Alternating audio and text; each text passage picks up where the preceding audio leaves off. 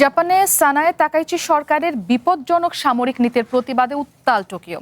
শনিবার শিনজুকু স্টেশনের বাইরে বিশাল সমাবেশে জড়ো হন বিক্ষোভকারীরা।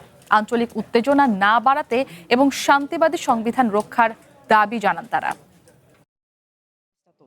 তাকাইচি ক্ষমতা নেয়ার পর থেকেই জাপানের প্রতিরক্ষা সরঞ্জাম ও প্রযুক্তি হস্তান্তরের কঠোর নীতি সংশোধন করা হয়েছে। অস্ত্র রপ্তানির উপর থেকে দীর্ঘদিনের বিধিনিষেধ তুলে নিয়েছে জাপান সরকার। এছাড়া গত এপ্রিলে প্রথমবারের মতো একটি কেন্দ্রীয় গোয়েন্দা সংস্থা গঠনের বিলও পাশ হয়েছে। এসব পদক্ষেপ জাপানকে আবারও যুদ্ধের দিকে ঠেলে দিচ্ছে বলে মনে করছেন বিশ্লেষকরা।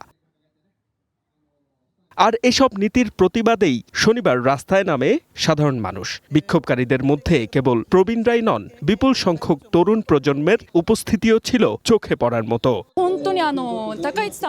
সত্যি বলতে প্রধানমন্ত্রী তাকাইচি চায়না ও কোরিয়ায় জাপানের আগ্রাসনের ইতিহাস নিয়ে কখনো গুরুত্বের সাথে পড়াশোনা করেননি। আমাদের দেশের ইতিহাসেও এই সত্যগুলো শেখানো হয় না। আমি গভীরভাবে উদ্বিগ্ন যে সেই অন্ধকার ইতিহাসের পুনরাবৃত্তি হতে পারে। এই কারণেই আমি আজ এখানে প্রতিবাদ জানাতে এসেছি।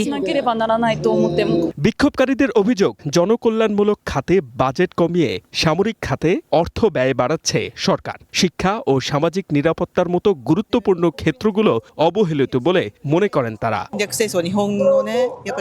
জনগণের জীবনমান দিন দিন খারাপ হচ্ছে, শিক্ষা বাজেট কমছে, কিন্তু সরকার সামরিক খাতে টাকা ঢালছে। প্রতিবেশী দেশগুলোর সাথে সুসম্পর্ক তৈরির পরিবর্তে সামরিক শক্তির বিস্তার দেশকে ধ্বংসের পথে নিয়ে যাবে।